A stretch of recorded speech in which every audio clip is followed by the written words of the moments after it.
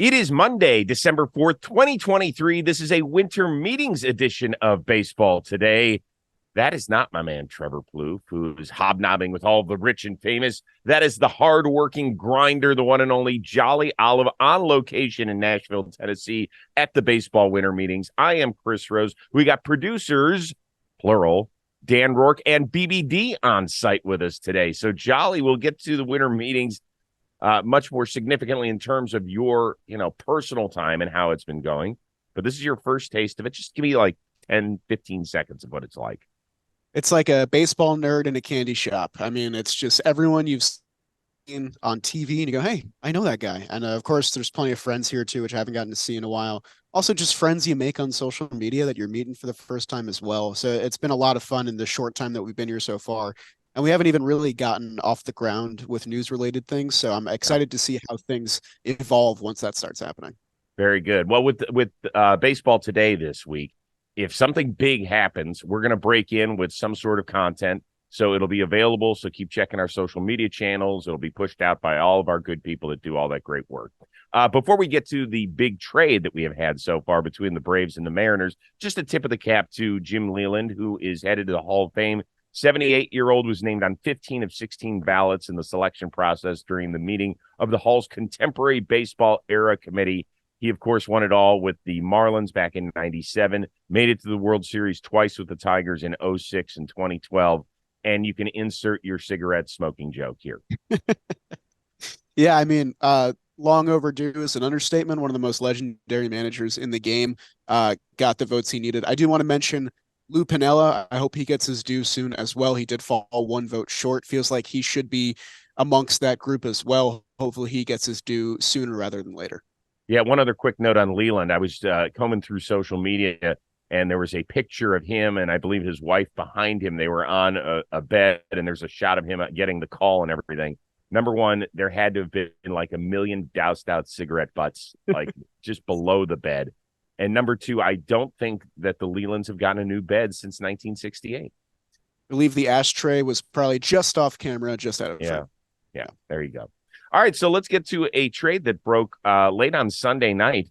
The Mariners, they have been busy this offseason. They are sending Jarred Kelenic and two big contracts in Marco Gonzalez and Evan White to the Braves for a pair of right-handed pitchers, Jackson Kowar and Cole Phillips.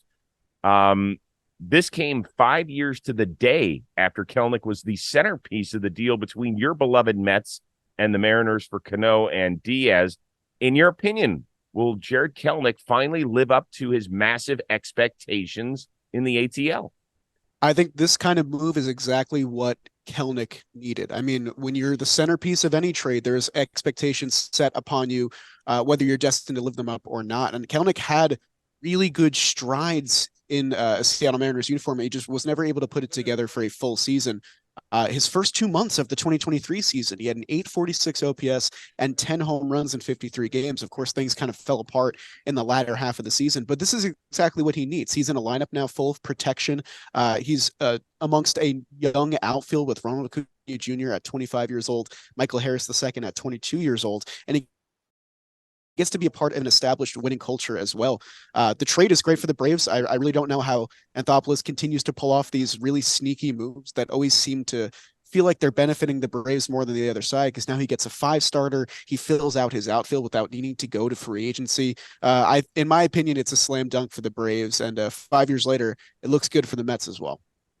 Well, I'll tell you how he's able to pull it off. He takes on the basically $30 million that's owed Gonzalez and White. And so if you do that, you can swing for the fences with Kelenic. I have to admit that I remember the day that Kelenic arrived in Seattle as a big leaguer, and the way he walked to the plate in his first at bat. And, we always love the shiny new toy. So I'm not going to say that I don't get sucked into the whole, sort of like, ooh, he's got that.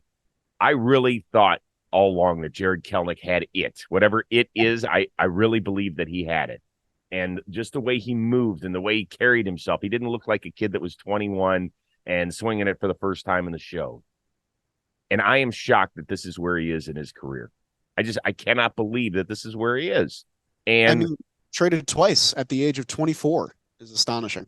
And I think it goes to show you that whenever we hear, and we're going to hear a ton of rumors this week down there in Nashville and beyond, the number of teams that want to clutch on to their prospects and hold them dearly forever. Kelenic was consistently a top 5 prospect. And now here he is. He's going to be on his 3rd team. He's not even 25. And we don't know what his major league career is going to look like. Yeah, I mean, all the tools seem to be there. The arm strength, the sneaky pop, the athleticism. It all seems to be there. It just hasn't clicked in a full way yet. But for him to be a marquee piece in 2 trades already, it feels unrealistic, and yet it's the situation we're in. And now we're afforded the opportunity to actually see Edwin Diaz versus Jarred Kelenic multiple times a year with this new Mets-Braves rivalry and how much they're going to be playing in the NL East. But like I said before, team control until 2029 with the Atlanta Braves. Kelenic is going to be there for a while. I think it's exactly what he needs to just kind of be a background piece instead of one of the guys that's expected to be a massive piece of a lineup day in and day out. I think it's successful if he becomes a consistently 750 OPS guy. He was basically that last year. If he can hit you close to 20 homers and steal 25 bags, that's pretty good production. I've got to be honest, particularly when you're the 7th most important guy in an order instead of the 3rd most important guy. So I think we're both looking at this the same way. Speaking of the Atlanta Braves, John Paul Morosi of MLB Network is reporting, do not count out the Braves when you're talking about landing spots for one Shohei Ohtani. I know, look at this through a guy who covers all 30 teams' baseball lens instead of just a guy who would sleep on the streets of Queens to get the Mets to the World Series for me here. Does this sound like it really could happen? I mean, the Braves, you don't think of them as huge free agency spenders. I think of them more as a keep your family close, extension kind of team. But I mean, you can't rule them out. Why not? I mean, back-to-back years of being out in the first round has to ignite something in their front office. And if that means it's going to be a Shohei Ohtani move, I cannot say that I'm surprised. I mean, they're in a field with some pretty unlikely teams and, the Blue Jays and the Cubs. And then you have the teams you more so expect, in my opinion, with the West Coast and the Giants and the Dodgers. But yeah, if Shohei Ohtani wants to go to a winning ball club with a winning culture, the Atlanta Braves should be front and center. They have back-to-back 100-win seasons. They're coming off a World Series in 2021. Why wouldn't you want to go there? It's just a matter of, can the Braves match what is going to be an incredibly high asking price? And if they do, that'll probably be their move of the winter, although it's the biggest move you could possibly make. So here, he is the biggest star in the sport, and we know nothing about what is most important to him. We've all tried to guess. It could be the fact that he finally wants to play meaningful games in September and October. It could be strictly about the money. It could be where he wants to play and where he's most comfortable. But for any of us to sit there, we're just literally throwing darts at a board and guessing. We have no idea. But if winning is the number one priority, I think this is far and away the best place for him. Because what Atlanta has done recently, hi, BBD, just crept into the shot. There he is. Look at him. Look at him over your right shoulder. Wow. Is that sport code a rental, by the way, for BBD? I think he's had it for a while. Okay, that's nice. That's nice. Because Atlanta has built its team in a way where they have so much financial flexibility because they're getting these guys to sign massive deals and they outperform them within like 18 months. If it takes that long, usually it's like 8 days by the time they outperform them. And so they have the ability to swing for the fences with this guy if they want to. I don't know. I have to be honest. When I keep picturing Shohei in another uniform, and Angels fans, I'm sorry, but I've been doing this for a while since we knew he was going to become a free agent. I just don't see him in a Braves jersey, and I can't tell you. I don't have a good reason as to why. I don't know. I disagree. I can fully see it because I see it in my nightmares all the time as a Mets fan. Another all-star being added to that lineup. I mean, just think of what that top 4 would be. It would be Ronald Acuna Jr., who just went 40-70 and is going to win MVP. Shohei Ohtani, who is going to win MVP, batting second. Austin Riley and Matt Olson right behind them. That might be the greatest top 4 of any lineup ever assembled in baseball history. You can certainly put that up there in the conversation. So if you're the Braves front office, of course you have to be thinking about it. You've been fiscally spending for the past 3 or 4 years, making smart moves and making sure you have the money to extend your guys and, keep your front office in a healthy state to make a move like this, to go all out and make sure that you can become, the dynasty you once were in the 90s, except this time win all those World Series instead. So I fully believe Morosi in his report that the Braves are very much engaged, and it terrifies me because teams like the Los Angeles Dodgers and the Giants, that's fully where I expected Shohei to end Right. up, and now they've got some intense competition on their hands. Yeah, I do think the Braves are in on this, and I do think the Chicago Cubs are probably in on this, and I definitely think that the Toronto Blue Jays are in on this as well. One other aspect of the Atlanta equation here you got to keep your eyes on. Max Fried is entering, I believe, the last year of his deal. Correct. We know that Shohei will not be available to pitch here in the 2024 season.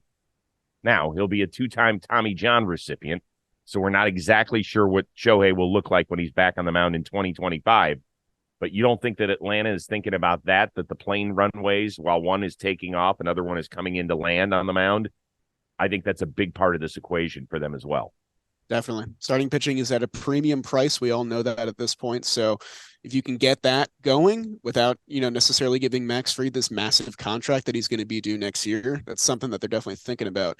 And something that our listeners at home should be thinking about, especially if they're Braves fans, is getting their tickets in line for next year. And you can do that with SeatGeek, the sponsor of today's Baseball Today episode. If you don't know what SeatGeek is, they're a ticketing app that makes buying tickets super simple. With over 28 million downloads, they are the #1 rated ticketing app, and it's no surprise why. You don't have to be a sports fan if you want to use it either. They got concerts, festivals, and more Broadway shows if you're into that thing as well. That's all available on SeatGeek. They have over 70,000 events available daily. And every event ticket is backed by their buyer guarantee. And SeatGeek is the only site that lets you return tickets ahead of the event with swaps. And right now, we can hook you up with a promo code. Use code TODAY, as in baseball today, for $20 off your first purchase at SeatGeek. $20 off your first purchase with promo code TODAY. Click the link in our description. Download the app. It's easy to use, and you can get started with SeatGeek right now using our promo code. Thank you to them for sponsoring today's episode of Baseball Today. We continue on with news that broke last week a little bit and finally became official that the Brewers have signed their top prospect and a perennial top 5 prospect over the last couple of years, Jackson Chourio, 8 years, $82 million before he ever plays a Major League Baseball game. The kid is 19 years old and 805 OPS with 22 bombs and 43 steals in less than 130 games split between Double and Triple A last season, but he was barely in Triple A.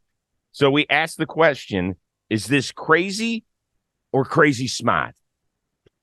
It's an interesting question. I mean, the instant place that my mind went to was the Corbin Carroll extension that the Diamondbacks set up last year, which is looking like an all-time great move by that front office who had made a ton of great moves that led them to the World Series. That was an 8-year, $111 million deal, so a little bit of a larger scale there. The thing that stands out to me, though, is that Carroll at least got a taste of big league action. He played in 32 games. He looked good in those 32 games, and I think that's why they, ultimately made the decision to risk it and make an extension there. Chourio, you know what you're getting. It's the #2 prospect in baseball, of course, and the Brewers are setting themselves up to, enter kind of a new era with, shedding all these contracts and trying to shop players like Corbin Burnes, which we'll get to. Chourio is supposed to be the guy that's leading them into this new era, so I guess you want to lock him up and make sure that he's a part of that as long as possible. But $82 million to a guy that's never played a game in the major league level, it's going to raise some eyebrows. So I'm definitely intrigued at this 19-year-old who's certainly going to make his debut next year. Luis Robert Jr., this is another guy we saw with getting this kind of extension before he played in a major league game. Obviously, he looked fantastic last year, and every prospect is going to be different. But I think the Brewers are making a safe bet. It's a smart front office. They must know the talent that they have on their hands, but it's going to be up to this kid to execute at the major league level now. Okay, so a few differences between the two guys you mentioned, sure, who have turned into outstanding major league outfielders. Luis Roberts' guarantee was $50 million. I know people will say, well, come on, and we're talking about baseball money. What's the difference? Well, for the Milwaukee Brewers, who feel like they're at times cash-strapped, which has prevented them from making big moves at the trade deadline, and probably you're going to see a major teardown with their team this offseason because of it, 30, 32 million, whatever it is, that ain't anything to sneeze at. Yeah. Number 2, with Corbin Carroll, you made the point that he came up at the end of the 22 season. He had an 830 OPS and slightly over 30 games. So we're talking about a little bit more than a month exposure at the major league level. But he was around the team. They could see what sort of kid he was on a day in, day out basis, how he dealt with success, how he dealt with failure. And I know that it was still only 30 plus games.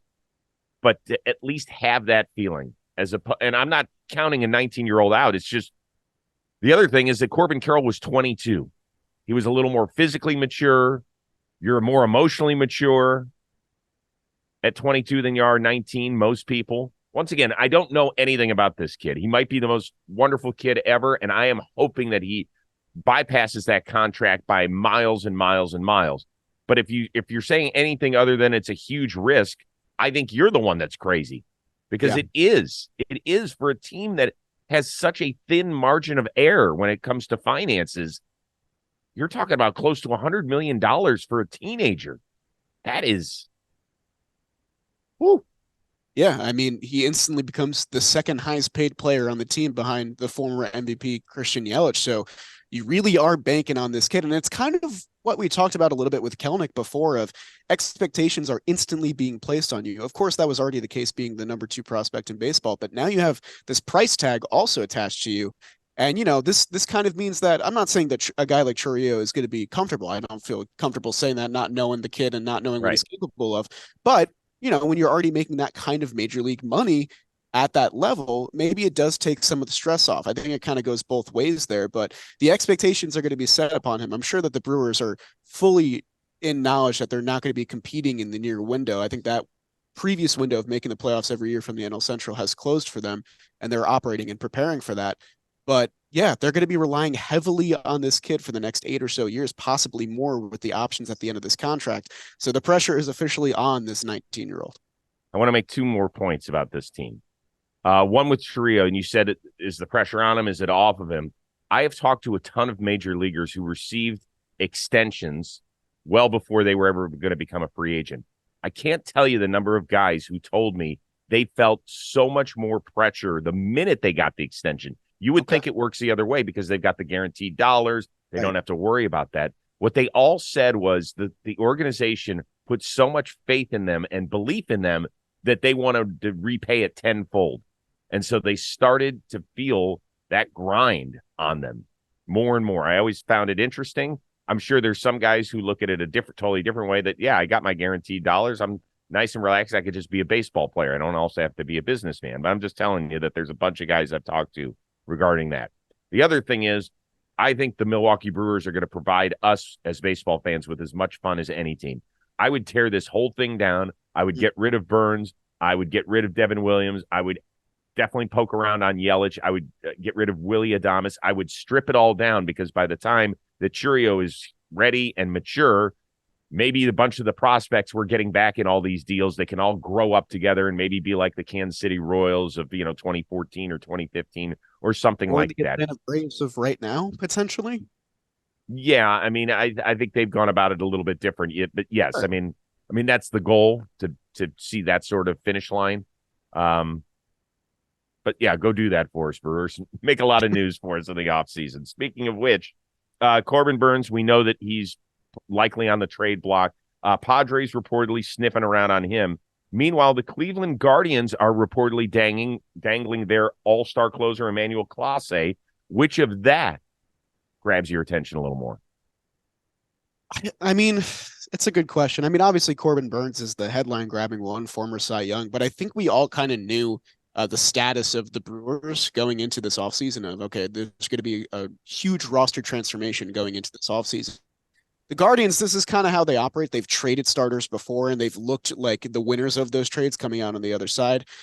But Emmanuel Clase really raised my eyebrow. I mean, I know the guy's coming off not a fantastic year after being arguably the best closer in baseball in 2022 alongside Edwin Diaz.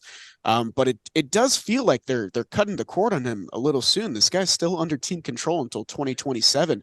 And, he's still locked down 44 saves with a solid ERA and great strikeout numbers. So I think a lot of teams are going to be in on him, especially with this relief pitching market looking like it could be very costly. Josh Hader said that he did want to try and beat Edwin Diaz's record-setting deal. So that's the kind of price you're looking at for an elite caliber closer.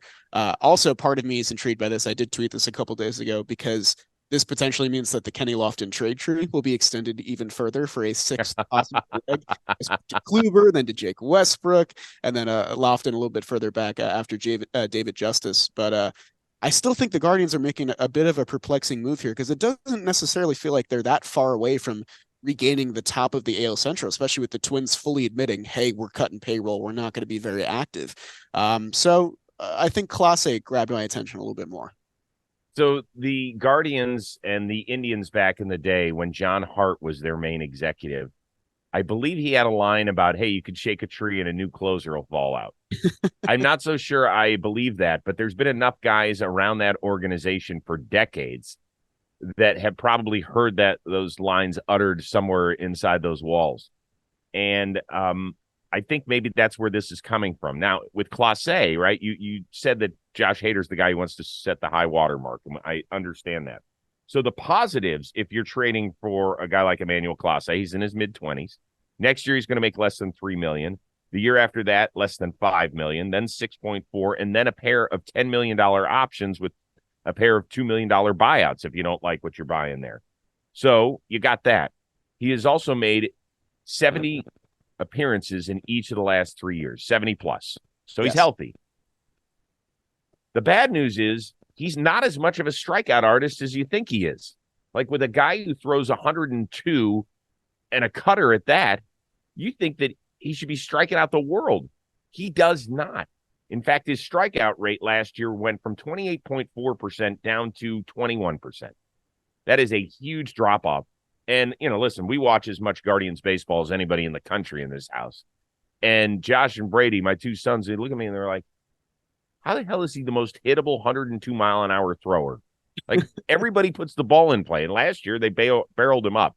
So he did not have a good year, even though he led the American League in saves, second straight year. He blew 12 saves, and he just looked more hittable. So if they're dangling him out there, I think they know something that we don't. And I would be okay with it as long as they got a power-hitting corner outfielder. I mean, we saw them kind of do this with Clevenger and other starters in the past where I think they kind of realize that, they're maybe expected for a decline or something like that. And maybe it's speaking volumes through those strikeout numbers. And the Guardians have demonstrated a really good bullpen, especially from that 2022 season. They've got weapons back there that they can replace him with. But I don't know, man. He's going to turn 26. That arm is still live. He's a ground ball specialist too. Maybe a team with a really solid defensive infield scoops him up and gets him back where he needs to be. But yeah, I could see that move coming together, and I could see dozens of teams that are going to be interested. Yes. Who wouldn't be interested in a relief pitching weapon at the back of their bullpen? Who's cost controlled. Yep. I think that's a fascinating one. When I heard it, it didn't totally knock me silly because I was like, this is what the Guardians do a little bit. The Guardians, though, last year got torched on a couple of trades for position players. If they get torched on this one, then the front office is going to have their feet held to the fire. All right, before we get out of here, do you have a great story from the winter meetings yet? Is it somebody you ran into, somebody you met, somebody who was like, you're Jolly Olive, you're the guy that took Jimmy O'Brien deep in a walk-off? I mean, what was it? A lot of people just getting to meet for the first time was really, really cool. A lot of people are here to just kind of network and look for any opportunities, which I commend those people because that must be a tough thing, kind of walking in when you don't really know anyone and just starting up conversations.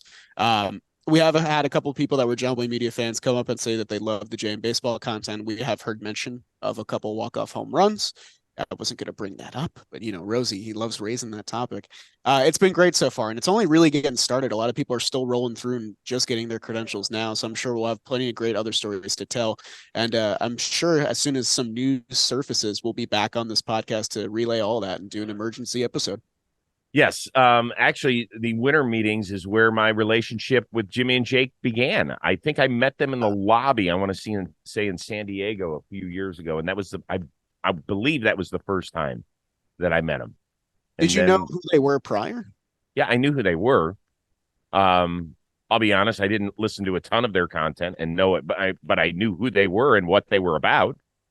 So, but boy, have I made that switch. Now I've got my eyes squarely focused on those two dudes all the time. A bunch of them on a day-to-day basis. Absolutely. I mean, I am just combing through their social media to see where they're traveling and what they're doing. And, like Jake, he's become this hoity-toity, rich and famous dude now. What's he doing down there? Yeah, well, whereas Jimmy's a man of the people, taking his family to Disney World. Jake's out there in the highfalutin world, probably flying on private jets, all sorts of stuff. So, Once again, Jolly made the point. Let's not gloss it over. If something huge happens, we will take care of it, whether it's a 10-minute episode, 15, if we got to go 30 or an hour or whatever it takes. If it's that big a story, if you need more Juan Soto news, you can check out our Talking Yanks, and those guys have it covered, et cetera, et cetera. But we are going to be doing this on Tuesday as well, right? We are. Okay, awesome. I love that part of it. So special shout out to BBD, our producer on site, looking mighty dapper with the coat. Yeah, look at that. Look at the haircut. Oh, Somebody have class photos today? Oh, gosh, he looks good. Our first days. And Dan Rourke, our one-of-a-kind Dan Rourke. For Jolly Olive, I am Chris Rose. We will see you Tuesday on Baseball Today.